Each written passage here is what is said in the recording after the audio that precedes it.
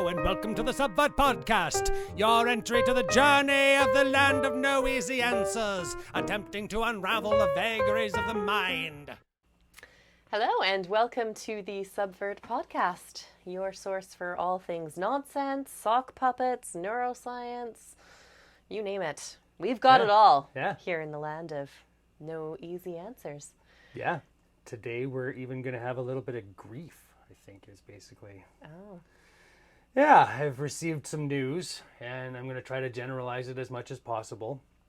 But it's quite brutal and about an old guy I knew who apparently did not know. So, yeah. Okay. Yeah. Was that the full intro, or? That's the intro you get. Yeah. Okay. This is Erin Stewart. I'm Kristen Remore. Hey, how's it going? Intro done. And we're getting into it today. Yeah. No, like I said, I have received some news that a person who I considered one of my best friends has been charged with basically pedophilia. Oh. Against his, not against, but his daughter and his grandson.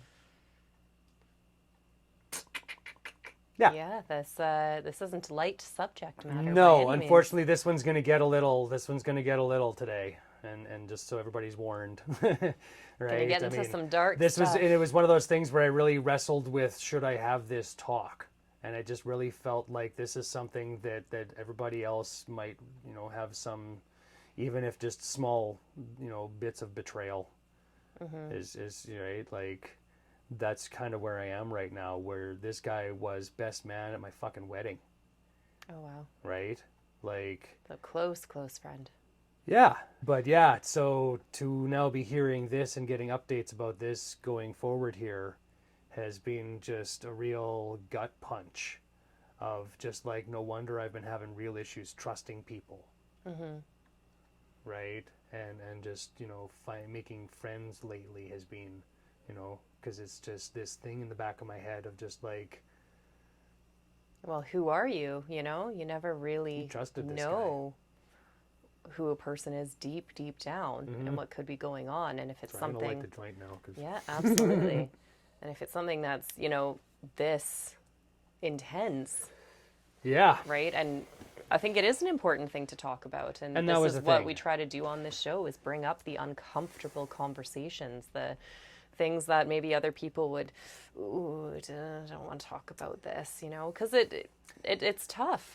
And this was why it was important for me to talk about this, and why it was important for us to have this episode here today. And so again, right, like this may get to a point where, I apologize if anybody is having issues with this, but hopefully we can get through it together, because I'm going through them too.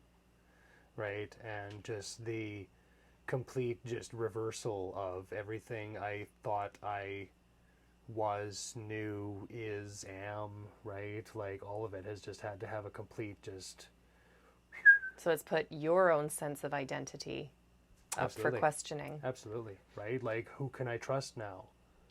Right? So kind of that, if I allowed myself to become close to a person who's capable of doing this, what does that say about me? There's a certain amount of that for sure, right? I mean... it's yeah, right. Like you said, like, what does that say about me? Like, were there signs of it that I did see and didn't, right? Like, that I didn't do anything about? Was there something I could have done? Was there something I could have said? Like, could I have done something differently that would have led this to never, ever having happened to? I mean, there's all sorts of, just in the back of the head is now just this muddled mess of just, right? Well, and you can drive yourself crazy if you go down that rabbit hole. I'm on the periphery of this, right? Like, the fact that this is going on to them is just, and has happened, and that they've had the courage to now stand up and go through this, is just amazing, So for my own personal little bit here, again, this is why I felt I needed to acknowledge their courage by having just a tiny little bit of my own and having this conversation today. So. Yeah. Well, we all thank you so much for, having the guts to share it and to be raw and to, say exactly how you're feeling and how it's affecting you. And you're certainly not alone. There are, you know, tons of other people out there that are going through very tough situations that, you know, are asking the same questions. How could I have made it better? How could I have done something differently? How could I have maybe prevented this tragedy that is 100% this other person's doing? 100% of the blame lies with him. 0%. There was never any point where I would have ever made it clear to him that that was anything that would have been tolerable. Of course. Right? Yeah. Like, there's nothing that I would have ever said or done to him that would have ever led him to believe that, had he talked to me about it ever after that, that it would have led to anything other than, right? Yeah. Yeah. You know, and what you're going through, you know, again, I'm sure we're speaking to someone out there that this is speaking to as well, that they've had this kind of just, you know, complete reversal of what you thought a person was, you know, and having to have a complete reassessment of, you know, how do you move forward from this? How do you make friends again, knowing that this could be another end result, you know? Who do you choose to trust? Who do you trust to, you know, to be your friend? Who do you trust to, you know, give these things to, and then accept that they're not going to use them against you, you know? Yeah, it's really thrown things into turmoil, I tell you. Well, yeah, you're right. It, you know, questions absolutely everything that you thought you knew, right? And your own sense of integrity. And I think that's probably the hardest thing to be grappling with, you know, apart from the obvious horrors of what the guy's done. I think that goes without saying that. Yeah, the horror. Fuck. Yeah, absolutely. And that's, so my heart goes out to everyone that's ever had to go through any of it, right? And this is where, you know, the things we do to each other always just kind of amazes me, that we allow these things to happen, and that we allow our brains to lead us down this merry path of acceptable behavior, you know, to what is absolutely not acceptable behavior. No. There's absolutely no way that anyone can justify that level. I mean, like, we're all capable of doing some terrible things for sure, but for anything like this, there's absolutely no justification and no sympathy that can really be had there. Nope. I mean, something obviously went very, very wrong for this person to think that that was an okay thing to do, and needs severe, severe help, but in no way can anyone ever condone this. No. And it's the collateral damage that gets left behind, you know, apart from the victims that are now going to be dealing with this forever, that are obviously going to be quite psychologically scarred. You have the collateral damage, such as yourself and literally anyone else in this person's life that he has come in contact with. Any friends, family, ex-employers, you know, and everyone is now probably struggling the same way you are, is how did we not see this happening? Is there anything that were there warning signs? Were there any way that anyone could have stepped in? And I mean, it's a complicated situation, but the answer is no, there's nothing that you personally or anyone else, because when someone is doing these sorts of behaviors, they know it's wrong, you know? So of course they're doing everything they can to hide it and to try and appear normal.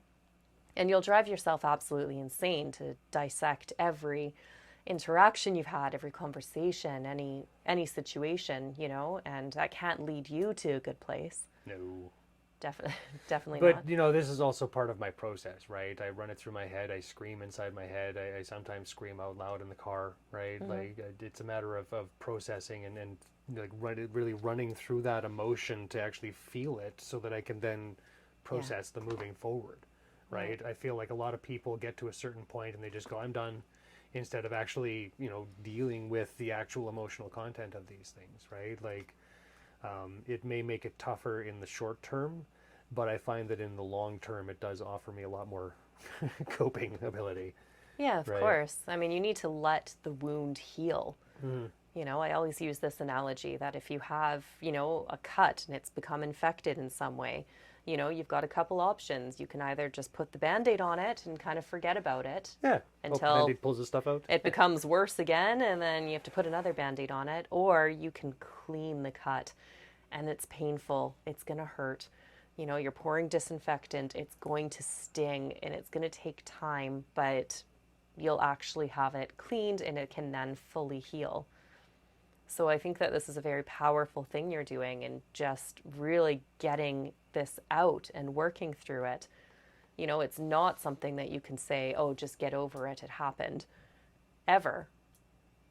Right? This is going to be like, the rest of my life, I'm going to have to kind of carry that around and just be like, okay, so where do we go from here? Right? Like, you know, it's, you know, the last episode where we're talking about your mechanic, right? Like, it's just, it's that kind of thing, but you know, it's, and this is the kind of problem where that kind of thing now becomes conflated with all of these other issues going on, where now the trust issue becomes compounded with all these other, right? This person did that, and even if it's this, you know, gigantic versus tiny thing, right? Like inside of our brains, unfortunately, it's processed all in the same part, which makes it difficult for our brain to differentiate between, you know, really strong emotional content and what it should possibly not be so emotionally connected to, right? That's a really important thing that you've just brought up, because we do have a tendency to make that assumption, to be like, oh, well, your pain isn't that bad because it was just, you know, this small thing, whereas look what's happened over here. And realistically, it doesn't diminish that person's pain, right? Just because someone has perceived something as a small event, someone is still feeling something, and we owe it to each individual to be able to actually go through it, to let these emotions process and get out. And some things are obviously bigger than others, but you feel it the same regardless. You know, your level of pain is, of course, not going to be as much as the victim's level of pain or the immediate family, right? But it's still just as valid. And this is kind of the issue, is that he's kind of made all of us victims at this point. Right? Yeah. You know, and so it's become this real, you know, trying to avoid I guess a victim mentality to it, right? Yeah. Whereas, you know, like, you know, how do you kind of separate? Yeah, that idea of something has happened to me. This person has betrayed me. This person has manipulated me, or whatever other things that kind of go along with that victim narrative. You know, and that's what makes you unlikely to trust people, right? Yeah. Is this, once you've been taken or had or abused or manipulated once, then you kind of recoil a little bit into yourself, because that hurts and you don't want to go through that again ever. So at what point is it okay to step outside of this shell again? You know, when everything now seems a bit more dangerous than it did yesterday. Yeah, right. You know, where do you go forward? How do you maneuver once you've had kind of the rug pulled out from under you? You know, how do I move forward from this? Right? How do I just like click? Right? Yeah. Well, it's not, I mean, certainly not going to be a switch that'll just, you know, which is something that does get kind of sold to us a lot, is like, you just get over it, you know, like, just think positive thoughts and everything will be okay. Like, no, of course, it'll make it all better. That's not going to do it. But I think the way forward is doing exactly this and having these conversations. And anyone that's watching or listening, if you want to chime in and comment and let us know if you've ever felt this way, and just to support each other. And it's okay to feel uncertain. It's okay to be in this place. And the way forward is by joining with others, you know, by someone reaching out to say, like, I feel like this too, or I felt like this too, right? You now have someone in this space with you. Yeah. And that's kind of the thing, right? So again, that's why we're opening up today, having this little talk that we're having, a little less fun, hopefully, or than we're doing, or I guess we're hopefully fun was where I was leaning on that. And this was less fun than we are hopefully fun, I guess. Anyway. Well, I mean, we're human, and that's all we've been trying to showcase. That was the whole point of starting this podcast, was to relate our humanness in hopes that everyone can embrace their own, and we can start, you know, becoming better people together. And so it is important. Well, we like to do it through our nonsense. Sometimes you just have to be raw. So this is the episode where we are cleaning the wound. It is raw, it's messy. This is some hard truth, people. Yeah. You know, there's a big load of shit. And it's sitting in our room right now, and the only way that we can deal with it is to acknowledge that it's there. You know, and then hopefully try to find some way of making it so that no one else feels like they have to do that to anyone else.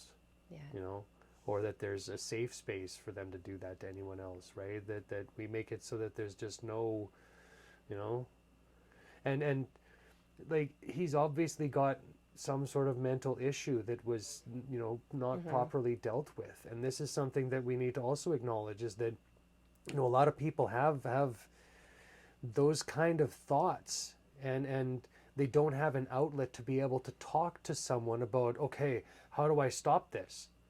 You know, how do I make this go away? How do I stop, you know, this thing that's been driving me to do something that I know I don't want to do that.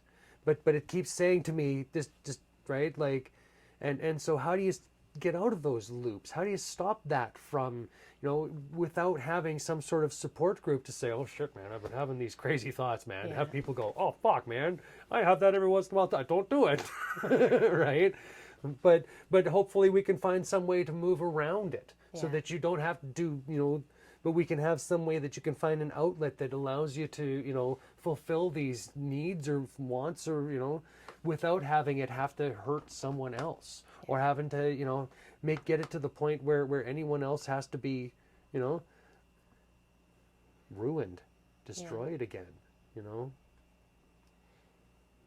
And I think, that's a good point, is, you know, we all do have crazy thoughts going through our heads, right? And by living these lives and pretending that, no, we're all perfect and we've never once thought anything insane, you know? I'm not talking about this specific issue, but like, you know. Right, but that's... It's what makes us human, to then interact with someone else, to be like, okay, I've got this crazy... I'm not, you know, thinking of acting on it or anything, but this crazy thing popped into my head, and then to have someone else react the same, be like, oh, dude, yeah, like you're saying, sometimes I get crazy stuff too. And you can just have a relief to be like, okay, that doesn't make you a terrible person. That makes you human. Exactly. And I think that actually kind of hits on the head a lot of the issue here, is that they start to feel like that's normal. Yeah. You know? And I think with a little bit of, you know, empathy towards each other, that we might be able to start to actually talk to each other about these things without it getting to the point where that becomes any kind of normal. Yes. You know, and then we can talk to each other about abnormal things without feeling like we'll be ostracized or talked about behind our backs, or made you know, to feel like, or any of that, because we all have those stupid, whether it's this or that or whatever, right? We've all got that one thing that you don't want to tell anybody. Right? If they found out, man, they would not, no, that would be, right? They would just, they wouldn't approve, right? And so you'll do anything to try to hide that, deny it, do whatever you can to make sure that nobody ever knows, instead of maybe acknowledging that may say something that you need to actually acknowledge, and that by acknowledging that, we can move forward. It doesn't mean you have to go through with it. Don't go through with it.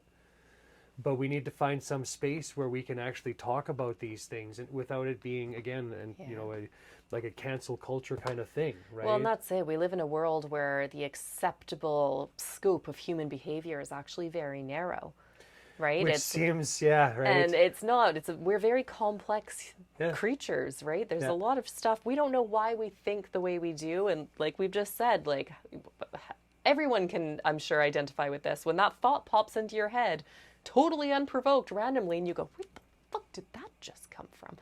Right? And we're not allowed to talk about these things because, that then makes you sick in some way, right? Something that every human being has gone through.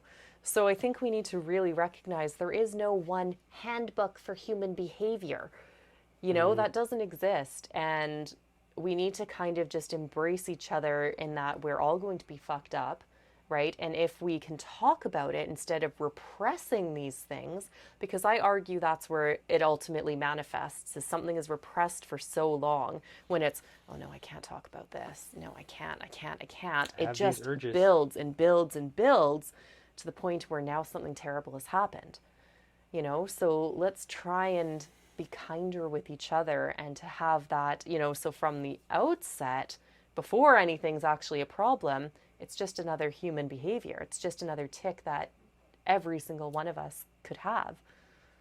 And can have and just allow to pass through. Yeah. You know, this is the thing, is that, you know, we have this idea that because you've thought something, it's this, it must be something I must hold on to because I am the most, and all my thoughts are worth keeping and everything, right? Like, instead of being something that you can just have it, right? Like, and I get, like, that's the problem with the brain, is that you sometimes don't have control over what your brain's, like, earworms are my fucking nightmare, right? The little snippets of a song that you just get in a loop inside your head. Oh, I thought you were talking about literal worms. I was like, yeah, that would be a nightmare as well. Yeah, I mean, you could just get it out of the. This is straight. But just, you know, like, you hear 3 seconds of a song. Yeah. All I need is 2 notes, and my brain will immediately go, and then it's just stuck there, right? Like, and getting them out is just right. And so that's the problem with the brain, is that we can get stuck in those just as easy as music can, those little bits of you know, things we know we're not supposed to, right? Yeah. Get stuck in there too. And we have to start learning to be able to root them out, you know? Yeah. Well, I think recognizing, like, a thought isn't you. It's not actually part of you. A thought is literally just a thought. It's nothing. It's the meaning that we then attribute to it. So if you have something that, you know, keeps coming up, and you then attribute it as bad or negative or positive or whatever it is, that's how it then gets stuck, because you've now given it some energy, you know? Yeah.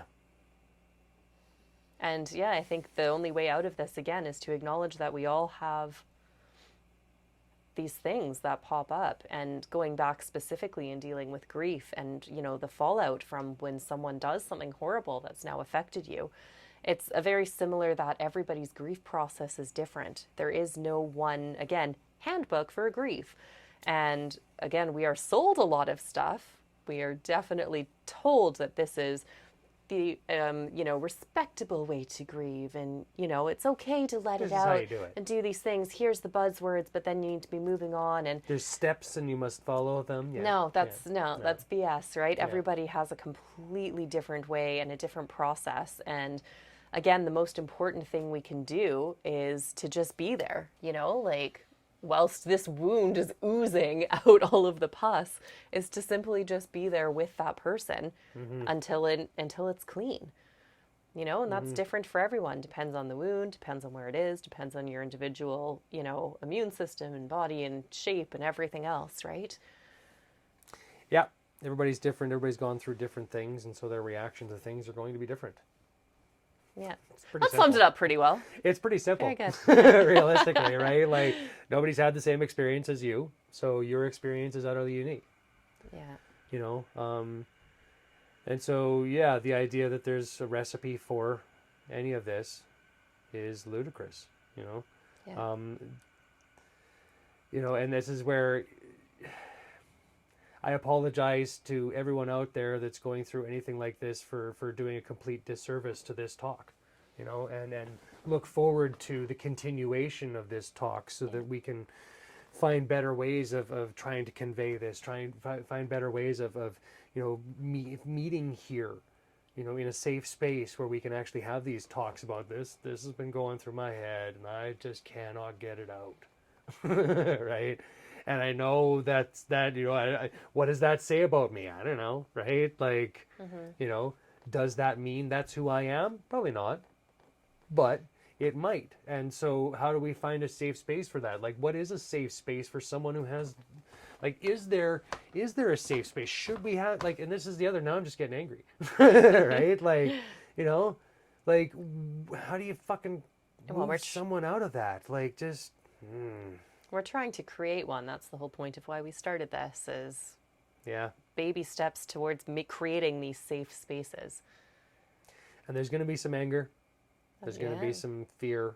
There's going to be a lot of, shame, resentment, all sorts of, we're going to dredge it all up through this whole thing. And we appreciate everyone that's sticking around for for these hard talks we're going to have, and I look forward to, finding this space with all of you and building this space with all of you and taking some sock puppets and smacking some, right? Like, and just finding a way of making that ridiculous.